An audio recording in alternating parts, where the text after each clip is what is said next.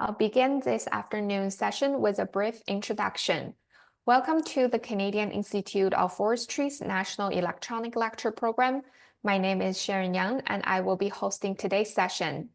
Today is Tuesday, April 8th, 2025, and this is the 10th session in the e-lecture series entitled Advances in Operational Forestry, Tree Planting, and Carbon Mitigation Research. This series is a collaborative effort coordinated between the Canadian Forest Service and the Canadian Council of Forest Ministers. The CIF-IFC is very pleased to collaborate and host these webinars. For today's session, we are pleased to have Derek Sidders, who will give an exciting presentation titled Adopting Site Preparation and Plantation Management Techniques to Reduce Greenhouse Gas Emissions and Risk to Wildfire, Pests, and other natural disturbances. To kick things off, Derek is the Program Manager, Technology Development and Transfer at the Canadian Wood Fibre Centre in Edmonton. With 47 years of experience in forest management, afforestation, and applied research, he has led national initiatives in mixed wood harvesting and fast-growing tree species to address climate change. A long-term innovator and knowledge transfer leader, Derek has developed several forestry technologies and received awards including the Tree of Life Award from CIF and the Research and Innovation in the Bioeconomy Award. With that, I will now pass it over to Derek.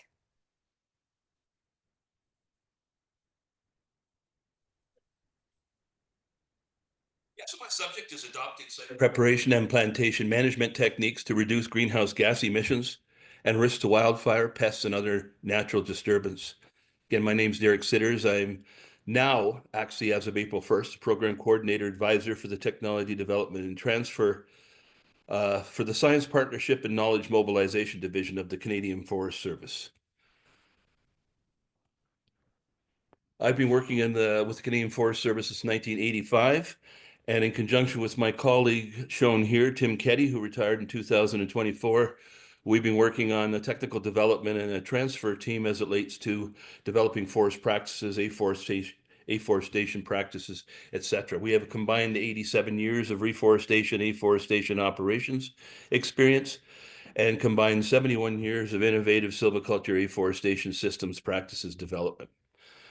So we're looking at here is the adoption of these novel reforestation practices to address the changing climate, which is a legacy of applied R&D, technical development, and innovation sites. Canadian Forest Service and the Canadian Wood Fibre Centre have a long history of establishing these applied research trials, tests, demonstration studies that incorporate ecological and technical development objectives addressing a major forest management issue. This here just gives you an example of some of the sites, distribution across Western Canada. It takes you from the Ontario border across the Prairie provinces into the Northwest Territories, a little bit into northern BC. And these are where a lot of the site preparation and reforestation trials were initially established, demonstrations of new equipment, development of new technologies, and establishment of long-term monitoring sites.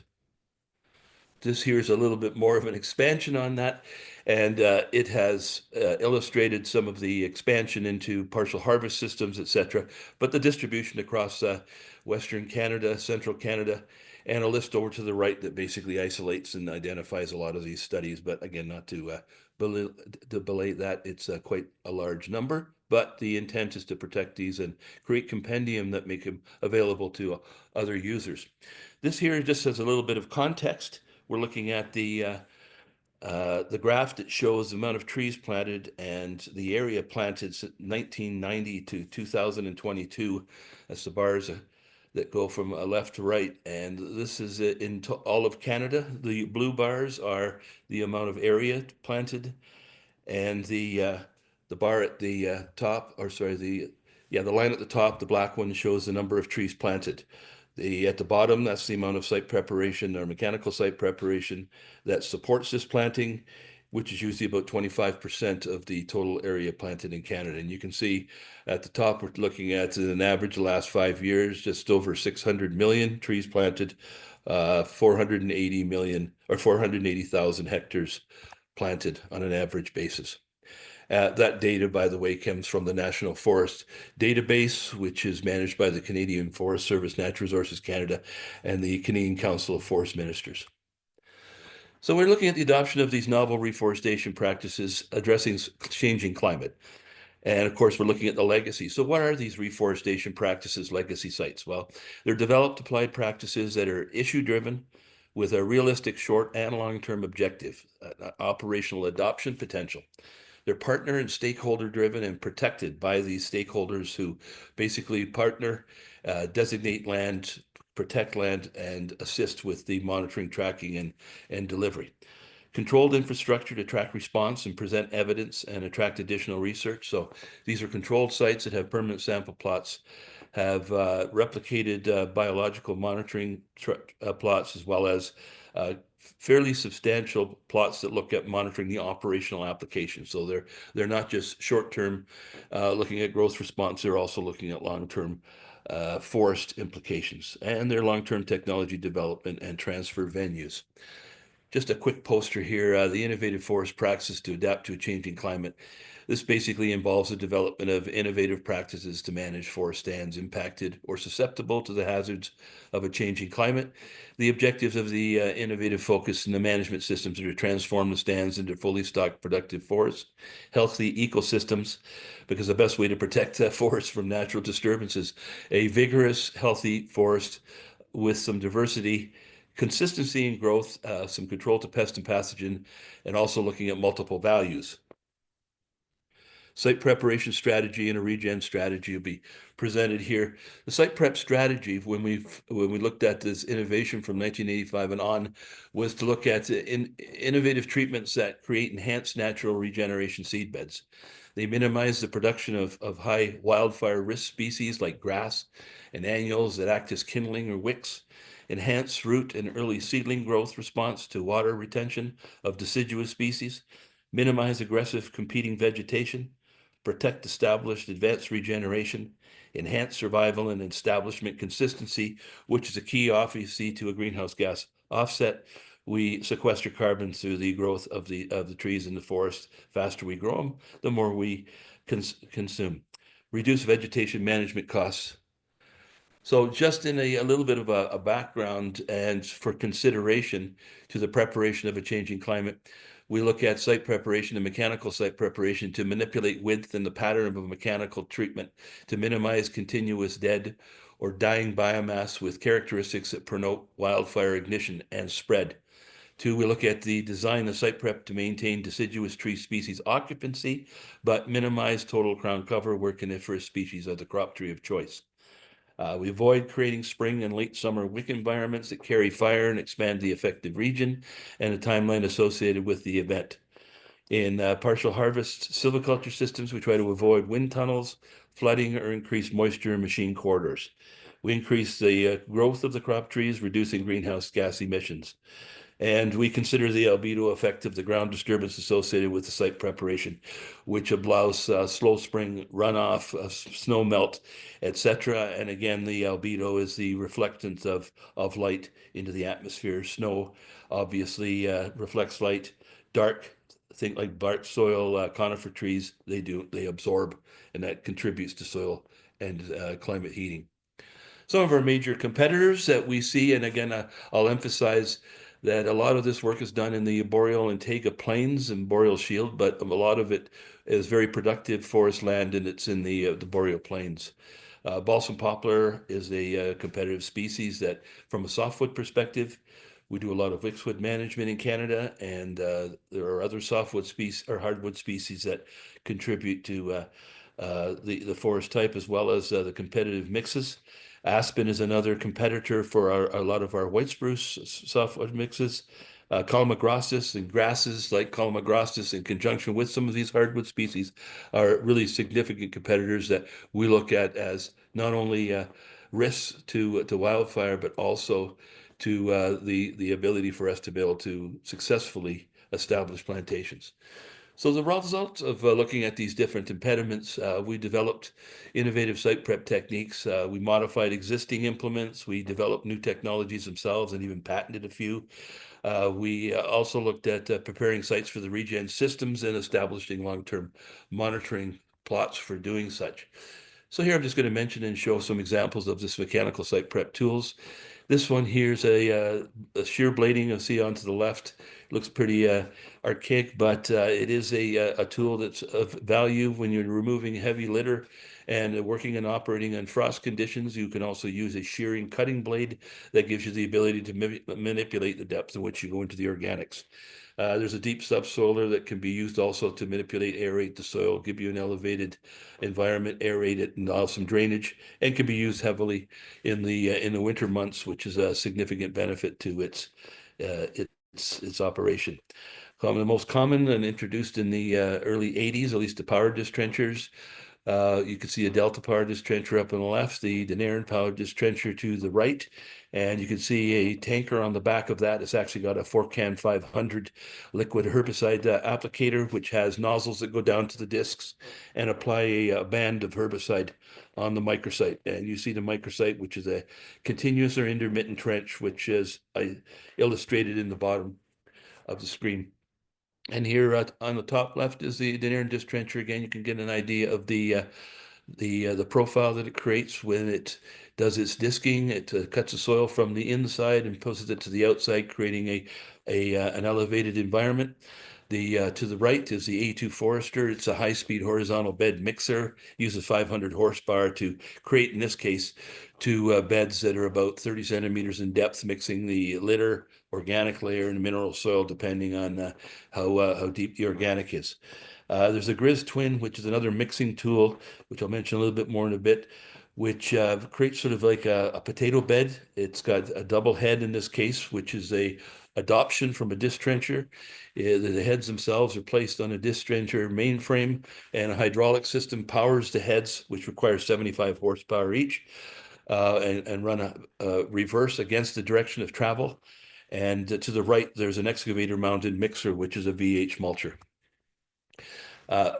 Scalp type treatments and scalp type microsite preparers, a systematic and medium-sized mounders. Examples here are, and these are European machines, Brachy B390 and a Denarin mounder. And there's a microsite down below, and there's several generations of these tools since these original ones in the 80s and 90s. And here's a microsite of that small, I call these small intermittent mounders. And there's the actual microsite itself with a fine soil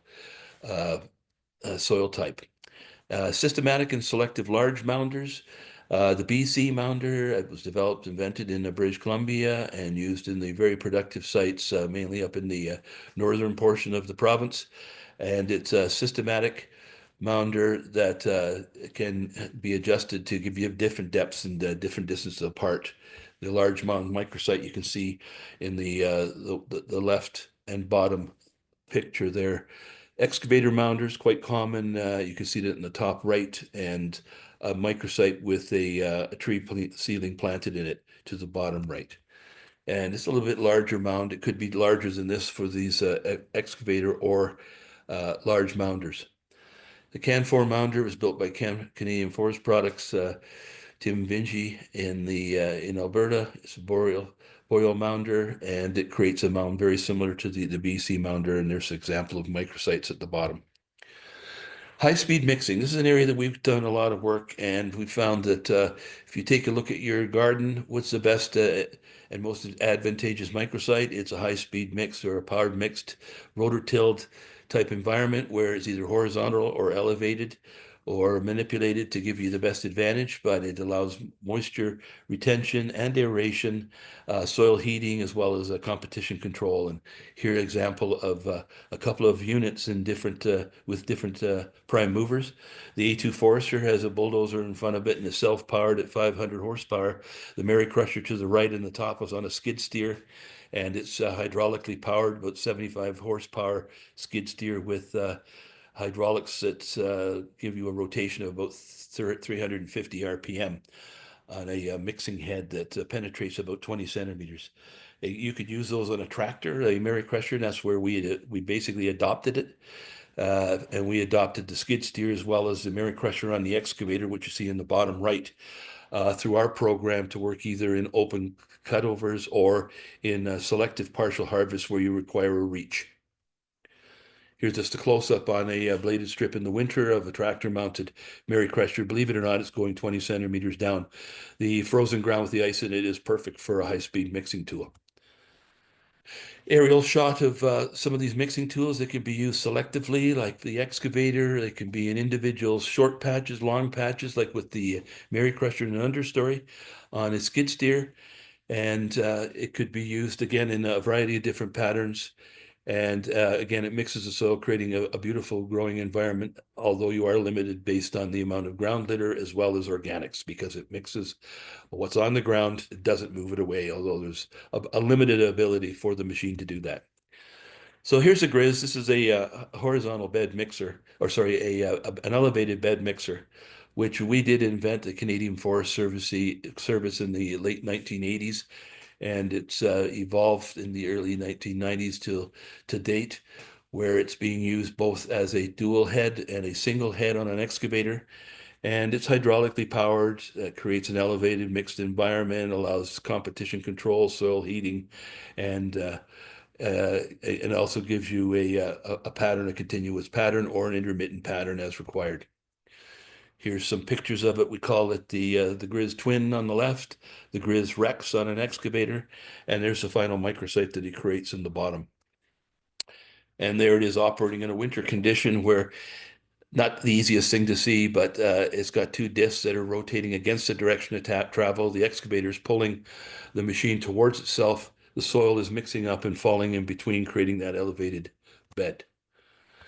So we're looking at regen strategies now, and the innovative plantation establishment systems of softwood and mixedwood are designed to address our issues with climate change as well as diversity. We look at the reasons for establishing plantations in the forest. One, to replace the commercial species that were harvested. Two, to enhance the diversity on site and to minimize risk in the future. And to looking at utilization of partial harvest overstories as a fast-growing pioneer species to enhance the fertility, to provide shelter for new seedlings, to buffer climate variables impacting the establishing seedlings. So this site prep also gives us the opportunity to work in partial harvest cuts and use machine corridors, et cetera, to do reaches into forest stands that have an overstory. So just to reiterate again what we're really focusing on here, which is mechanical site prep to address a changing climate. We want to manipulate the width and pattern of mechanical site prep to minimize continuous dead or dying biomass with characteristics that promote wildfire ignition. The design the site prep to maintain deciduous tree species occupancy, but minimize total crown cover, where coniferous species are the crop tree of choice. Avoid creating spring and late summer wick environments that carry fire and expand the affected region and timeline associated with the event. And in partial harvest systems, avoid the creation of wind tunnels and flooding or increased moisture in the machine quarters. We're increasing the growth of the crop trees, which is the objective of good site preparation, and enhance the environment, access the nutrients of the site, and control competition, which reduces greenhouse gas emissions. Considering the albedo effect of the ground disturbance associated with site prep. So manipulating the ground in such a manner that you end up with a site that reflects to a certain degree some of the solar radiation rather than absorbing it all and contributing to the changing climate. So just as we look at the regen systems and a little bit of background, up on the left graph, this is a network of sites. We called it the Juvenile White Spruce Survey, where we took a look at the management timeline of a forest company between 75 and 82, and we looked at, in the relatively similar area of the boreal plains, managed stands, site prepped and planted, natural stands which were harvested and allowed to come back naturally through either natural seed sources or in the third case there, the natural germinated, so established material that regenerated. And then we have the burns, and there's the years you see, the number you see above it is the number of years to get to establishment based on this study of 25 sites. up in the boreal plains north of Peace River. So our managed stands, and again, this is still back, in the old days, we'll call it 1975 to 82. It took 11 years to get to 1.3 meters. That's what we're calling establishment. And that has no riders on it related to competition indexes and so on and so forth. It's just strictly getting it to that 1.3 meter mark, where we find that after that, there's a consistency based on the stand configuration on the growth response.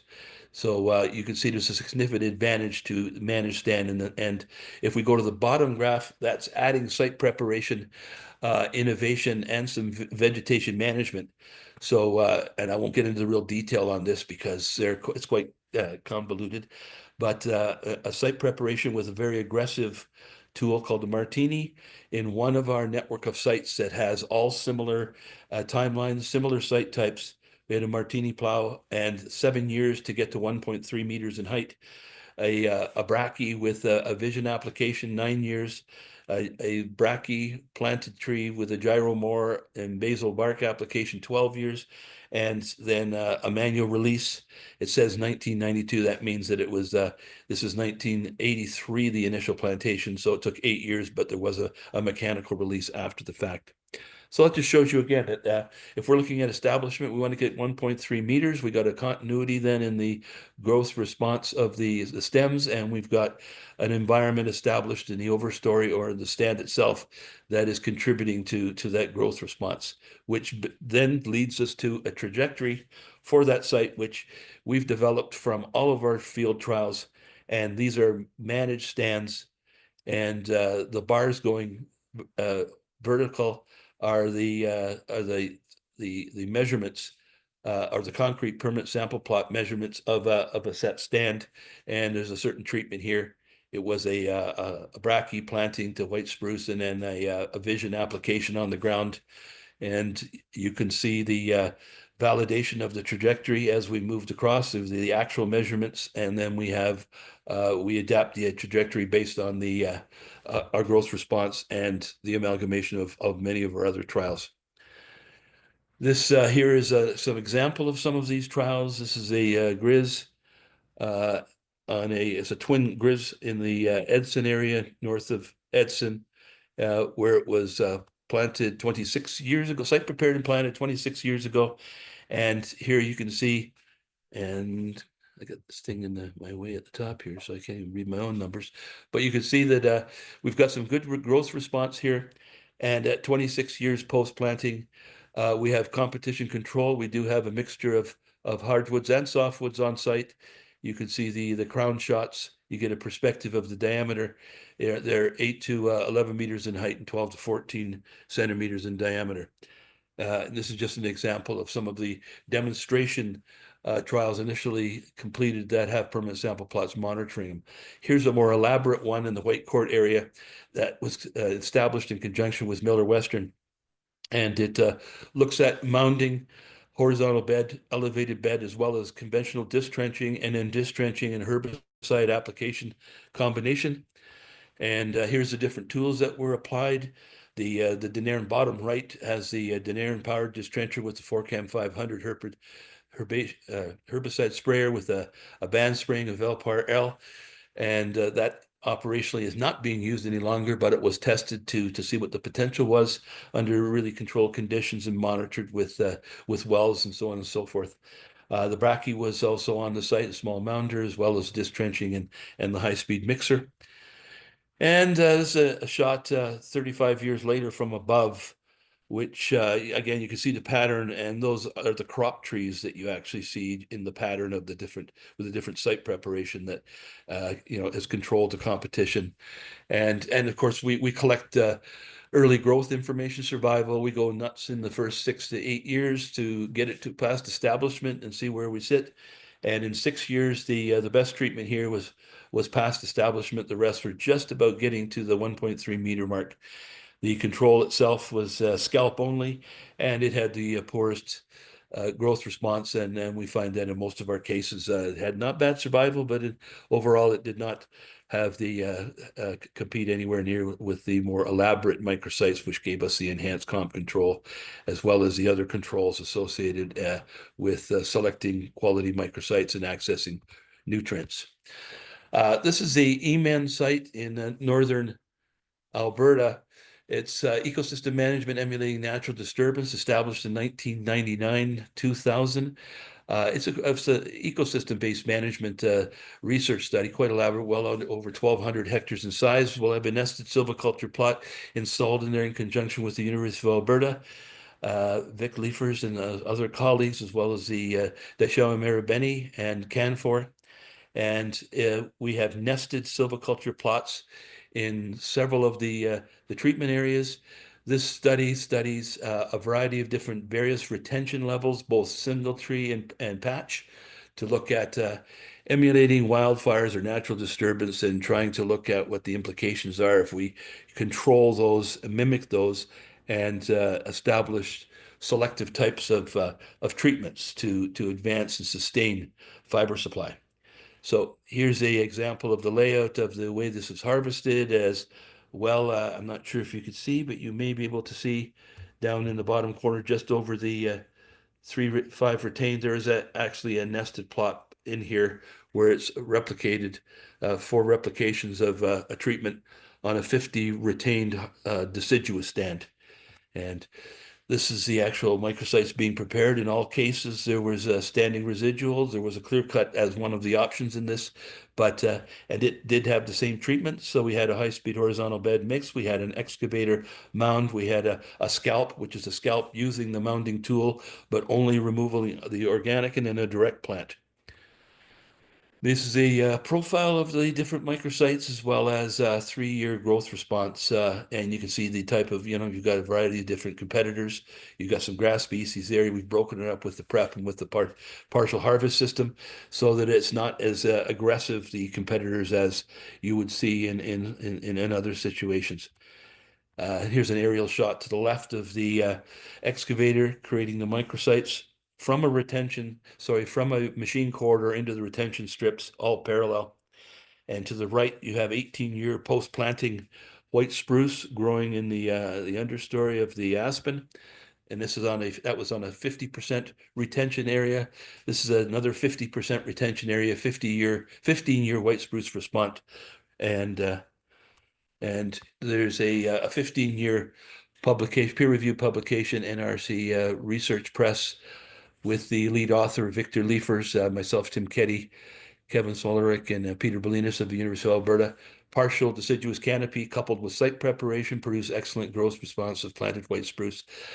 Quite complicated because we've got a variety of different stand compositions, all the different mixed wood cereal stages from pure hardwood to pure softwood, and then all the combinations in between. And then we've got a 0, 50, 75% retention level and that's based on individual trees and patches. And I've just selected a small sample here of the data, which shows we've got mounds, mixes, and scalps, and we've got the different stand compositions and the retention levels, and we have different heights at 15 years, and it goes all the way from the control, basically at 1.5 meters on the average, up to over 4 meters in the best treatment. So this shows you that there's significant potential through the use of enhanced microsite to increase your growth response and consistency in that growth response in your stands. And just another example from the site of the stand complexes, the mean annual increments that we see. Very productive site and in boreal plains. Another example, this is called the Mixed Wood by Design project, where we took, in conjunction with Deschamps Marabeni, a clear-cut aspen stand, approximately 50 hectares in size, and partitioned it into replicated blocks where we looked at high-speed mixing to manipulate the density of aspen and the vigor of the aspen for the adoption of added spruce and creating, we call it a mixed wood by design. So we used high-speed horizontal bed mixers on a tractor as well as on a skid steer. We have different widths of preparation and that are impacting the aspen. This is 1-year-old aspen during the growing season. So we're cutting off all the mother root systems with our mix. And we've got mixes of 4 meters, we've got mixes of 2 meters, and you can see the aspen in between. But again, the mother root systems have been severed from the aspen because it's 1 year. And then we planted white spruce This is an example of the 10-year post-planting. You could see the corridor still. This is a 4 meter wide. You could see the height of the spruce. It was 6 years to get above 1.3. The aspen was, I call it retarded, but the growth was impaired because of the fact that it had adjacent mixing, and it had to reestablish its root systems and from the mother root system, and so it slowed it down initially, but gave us great cover, and has created a very nice mixed-wood with, and they are corridors, no question. The spruce are in corridors, but we have proved that you can create a mixed wood by design with both species in a manner that and pattern in a manner that can be advantageous long term from a management perspective. This is an aerial shot. If you look to the big shot with uh, the water hole in it to the left. And you can see from this is not partial harvest. This was a clear cut. So any of the pattern you see there going left to right is from the mixing, and the hardwoods are in between. The aspen is in between, and the softwoods are coming up within the mixed strips. And again, you can see the size of them on the one to the right, and that's at 12 years. And this is just some of the data. And again, we intensively manage, monitor, and track this stuff early on. And as it gets older, we change the size of the plots and make it more area based to report on the stand versus the individual trees themselves. Another example here is a mountain pine beetle rehabilitation project where we're looking at rehabilitating mountain pine beetle stands heavily affected by mountain pine beetle. So we're recovering volume, we're removing hazard trees, we're removing dead trees, and we're establishing a pattern so that we can site prepare and plant understory conifer and hardwood stands to reestablish and reinvigorate this part of the country that had been infested, sorry. And here's a head-to-head trials. We did this in collaboration with the University of Alberta, Canfor Forest Products, and under the funding of FREE of the Forest Resource Improvement Association of Alberta, which probably supported most of these projects. Here's an example of the site prep being completed, and down below we have a scalp treatment, a mound treatment, and a mixed treatment. There's a cross-sectional profiles of the different treatments, replications of both pine and spruce in 3 different sites completed on the ground and monitored sporadically, we'll say right now, but monitored to determine the results and assess both the natural ingress and the growth response. Another example, fast-growing hardwood. We've got a hybrid poplar and hybrid aspen in the natural forest stand with corridors of white spruce planted, and it's intensively managed with a double site preparation of high mixing and slash removal, and then it's planted. This is 21 years old from the air, and I guess to the right actually is about 18 years in the understory. And you can see the white spruce is going quite nicely in the understory, and at this point we're almost mature when it comes to the overstory hardwoods. Now, to track all this stuff and make sure we get the best bang for our buck, we evaluate the site prep technology itself when we're developing it. And this is an example. Here's a TTS 35 Delta field trials from Dryden District in Ontario. And I authored this in 1986, 85 and 86. It was published by Ministry of Natural Resources, the Ontario government. And it was the very first, it calls it a TTS 35 Delta here, but it's really a Delta powered disc trencher, the first ones tested in Canada. And to the right is a note, or sorry, an editorial from the Edge Logging and Sawmilling Journal, which we try to make sure we have some form of a visual delivery on in all editions, 6-7 editions a year. And this one here profiles 40-year-old plantations in one of our compendium of sites where you get a different treatment impacting a different stand configuration. Basically, it's a different mixture of white spruce and aspen, balsam, poplar. These legacy sites, as well as a lot of our trials, have turned into, at this point, field guides, compendiums, trail networks that can be used by the local stakeholders or by basically anyone, including research organizations, as well as there's a venue for many tours, international, national, local. And this is just an example of one of them. And there's signage on sites. There's trails established on sites with as permanent a sign structure as you can create. Here again is an example of the compendium of sites in the Calling Lake area. These treatments were from the 1980s, and there's additional newer established trials in here of commercial thinning as well as other research trials established by some of our partners. And just some other examples of some of the technology transfer and the way we disseminate this information. I have been showing these sites since 1992 and did my last tour on them more recent in 2023. And this was the 2023 tour. So things have progressed quite significantly since the early 90s. And we compile this stuff in a manner that is readily usable, so easy to find. Roadside signage, preferred to have stuff within 100 meters of a main road system, all weathered road system. And in this case here, we've got a highway. Basically, it's a asphalt, and it leads right to the alpaca pulp mill. So it's just an example of the information that's included in it, including, the installation, the technical aspect of it, the location, geo-referencing, and then there's some signage both from the roadside introductory signs that are standalone and test time because they don't have growth response on them. Where these ones that are established, and we call them on staging areas, with each of the sites have a growth response with the ability for them to be progressively updated.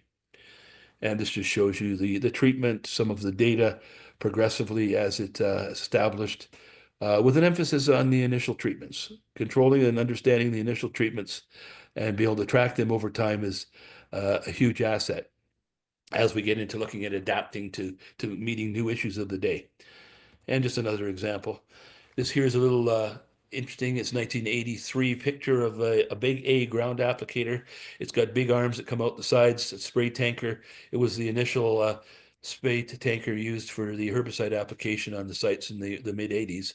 About 3 liters per hectare were used in water, and it was glyphosate turning, or possibly Vision at that time. Just to give you an example of how the scope and the range of time that this legacy stuff is included. We get into a second area, which is more strategically focused on a changing climate, and it's the adoption of afforestation practices. For the last 26 years, the Canadian Wood Fibre Centre and Canadian Forest Service have been looking at new forests, and we call these afforest sites not forested for approximately 20 years, with the intent of growing fiber, carbon sequestration, and revegetating and bioenergy sources with very short rotations. The intent to have MAIs of 8 to 10 times that of natural species. So in quick, this is the adaptation of the afforestation scenarios to address a changing climate. First off, it's addressing it by sequestering carbon. Second, managing moisture, soils, air quality, and giving us new green and renewable energy sources. We have high yield afforestation, concentrated biomass, and mixed wood afforestation. And this is a map of Canada that classifies the land that qualifies for afforestation. A lot of it is the agriculture lands, but the greener it is, the more potential it has for meeting the resource requirements for the growing conditions required for these fast-growing species. And you can see there's a lot of that land in the prairie provinces in Ontario and Quebec. And this is a map of our Forest 2020 plantations, which is an initiative of the federal government's Natural Resources Canada in 2004, 2005, and the plots and sites across Canada where we established our test plots to validate that we could grow these things quickly and to sort some of the variables as it relates to practices like clonal suitability, species suitability, operational practices, etc. And here's a example of the different management regimes, high yield or short rotation woody crops. We call it short rotation woody crops. The high yield afforestation is a 14 to 20-year rotation. It's large stem management. And then the concentrated wood biomass is rotations of 3 to 4 years, willow and hybrid poplar primary species, with the intent of looking at biomass for energy itself and quick entry and and also coppice management. So the use of 5 to 7 rotations off a single coppice stem. Here's an aerial shot of a high-yield afforestation. The species is hybrid poplar and aspen. It shows you the density, the spacing. It depends on the part of the country, the clonal suitability, as well as the conventional land management and the growth potential. It also shows the yield potential there, as well as the biomass potential. Rotation age is yet less than 20 years.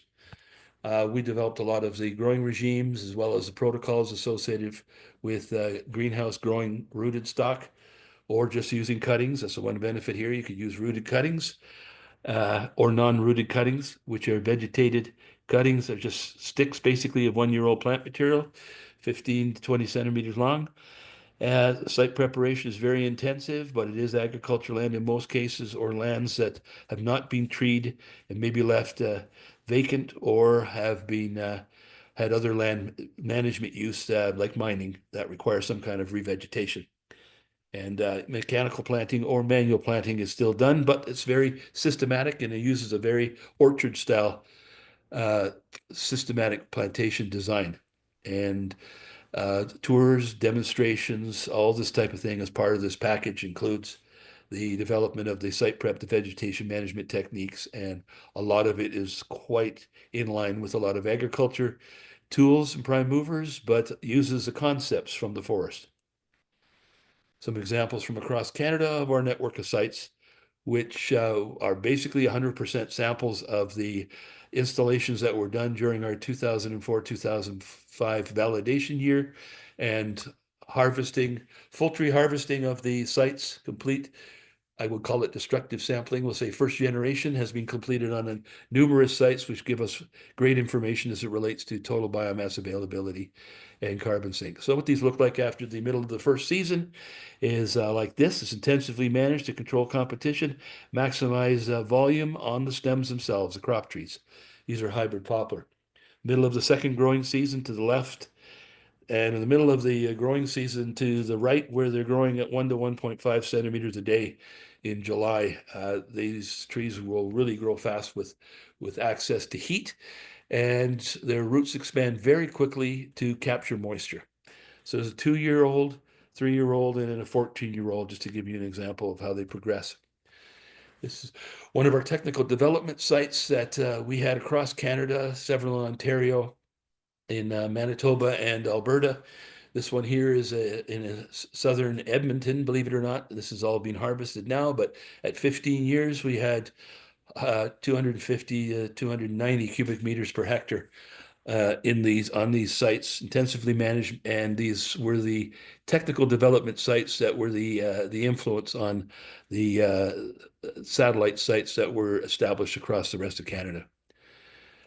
We also included mixed wood afforestation. Here's an example of the mixed wood design where we're incorporating an understory of white spruce, either at the same time or a couple of years after the establishment of the fast-growing hardwood, planted in line or between the trees, depending on the technical limitations, with a pattern associated with the assumption there will be a first harvest after 15 to 20 years, and the white spruce will become the second generation, which will be maintained and managed until it becomes mature. And here's the benefits of the mixed wood afforestation. Overstory fast-growing hardwoods use limit light, which assists the spruce and the pine, the white pine in the east and the white spruce in the west. Flexible design and management. There's more of a long-term carbon sink because of the spruce, which is retained after the first harvesting. And there's huge potential for carbon sequestration, as you can see from those mixed numbers. Low risk to wildfire and enhanced habitat diversity and water, soil protection and conservation. And here's just some aerial shots of these plantations as they basically develop. They control themselves because they grow so fast. So competition after crown closure is not an issue. And there's a mixed woods on the understory. and a 13-year-old. And we've taken these to the point where we have gone full rotation. And so this is a mixed wood here where the overstory has been harvested.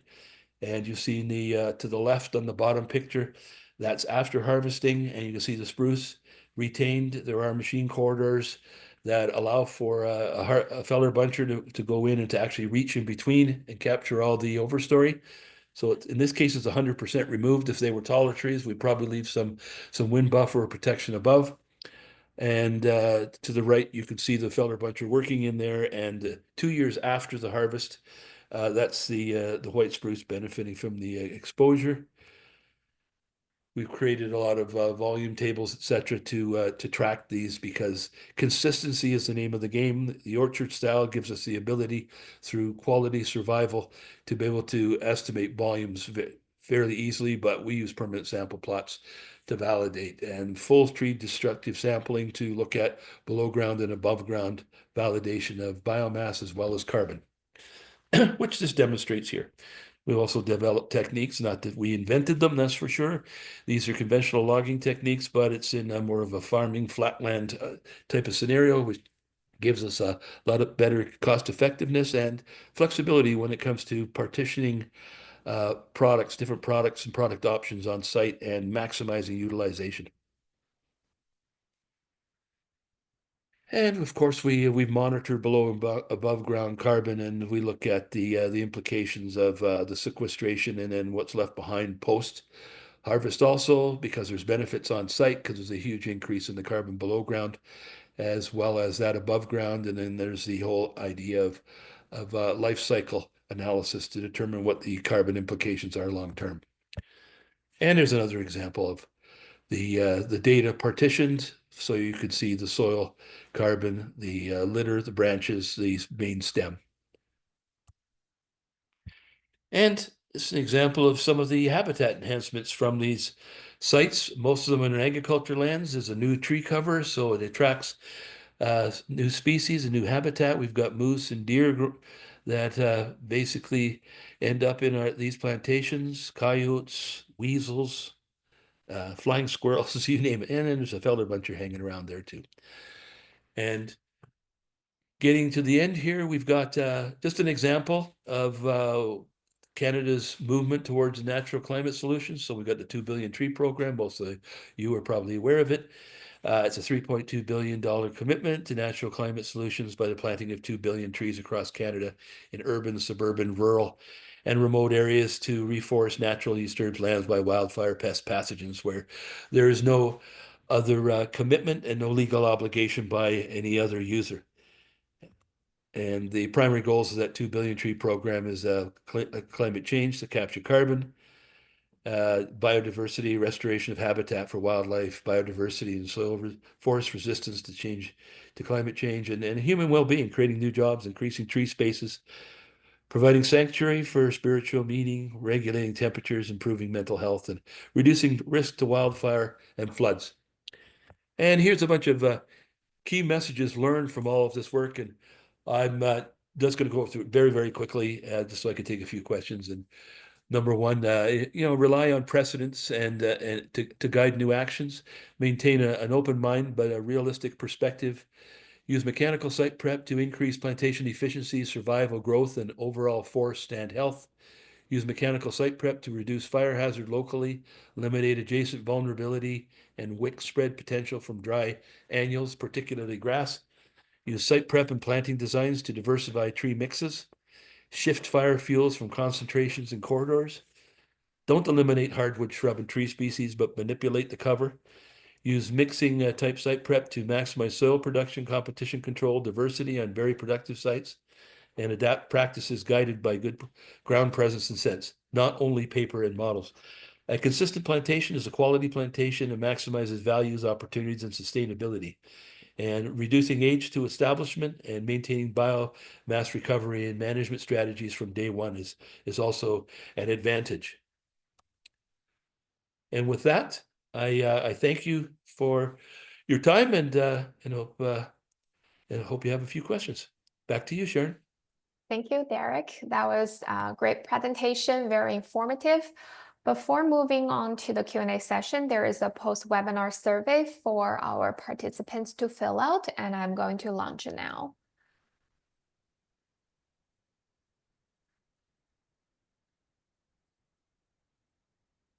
So there are 2 questions in total. You may need to scroll down to see the second question. All right, Derek, there is 1 question for you in the Q&A pod. Lots of good information supporting site prep as a valuable tool. In your opinion, what is stopping forest industry from taking better advantage of the benefits of site prep? Additionally, why do you think many of the earlier implements you showed did not gain widespread use? Okay, a lot of this is very regionally oriented. So site preparation techniques are adopted to basically address site limitations and also local technologies and access to skill and infrastructure. So some of the techniques that were used or have been used historically in Canada have been refined, and newer techniques that are much more efficient have been introduced, like the disc trenchers and the mounders and so on and so forth. Previous to that, we were using chains and barrels and different ways to disturb soil and expose it and manipulate it. But the newer techniques give us more control. So as we gain more information and knowledge as it relates to the ecosystem and the environment and the growth response, we address the issues of the day through the use of that knowledge and the disturbance, with, of course, having some sound response information. So now that we can see what 40-year-old plantations, 30-year-old plantations, 20-year-old plantations will look like with site prep treatments or non-site prep treatments, we then can make decisions on whether we do or don't want to adapt, and then we want to adapt it to economic practices that make sense and locally are suitable for their conditions. Thank you, Derek. Next question for you is, what kind of fertilizers or soil amendments, if any, are applied to the afforestation sites following harvest? The afforestation sites, there's no fertilizer being used because the prerequisite is a healthy forest site or a healthy site. And unless it's a reclamation or a revegetation, we're using natural conditions, and we're using leaf fall, and we're using the litter from the actual first generation plantation as its nutrient base. Thank you. Next question for you is, I'm considering establishing a small-scale outdoor tree nursery in Southern Ontario. Could you advise me on how to prepare the site without using heavy machinery? Sorry. Yeah, use passive discs. It's the same thing in agriculture. An agriculture or a farmer environment would use, which is basically 100% coverage with a passive disc at different levels to give you depth for soil penetration, and then shallower to give you finer mix, allowing aeration, good root elongation, and then nice penetration of soil moisture and consistency. So you're creating one microsite in a nursery type condition. So the whole site should be treated similarly, whereas in a forest condition, it's very much more selective and relative to planting an individual tree or a row of trees rather than a whole site. So I recommend using agriculture tools and use local expertise, but maybe a little deeper penetration than normal when it comes to the preliminary site preparation, and that's will allow for moisture penetration. Thank you, Derek. Next question for you is, when we remove the organic matter for site preparation, do you think it is still good for carbon storage? That's the very first part of that. Can you say it one more time? When we remove the organic matter for site preparation, do you think it is still good for carbon storage? Yes, because the intent here is to grow trees quickly, is to establish them quickly and to replace them on the site quickly. And it's not to eliminate the fertility or the nutrients in the organic layer, moreover, to manipulate it to the advantage of the establishing tree. That organics has not gone, and And the intention is to grow a plantation, establish it as fast as possible, get crown cover and crown closure as soon as possible to maximize the above ground biomass. And incorporation of the hardwood content on site and protecting that gives you the leaf fall also, which maintains your nutrient base. Thank you, Derek, for answering all the questions. So I think that's all the questions we received for this session. If anyone has any follow-up questions for Derek after this webinar, please feel free to reach out to us and we'll help you connect with him. All right, I would like to bring this session to a close if there are no further questions. Thank you all for participating in our CIF electronic lectures. And once again, thank you very much to Derek for the great presentation. Bye, everyone.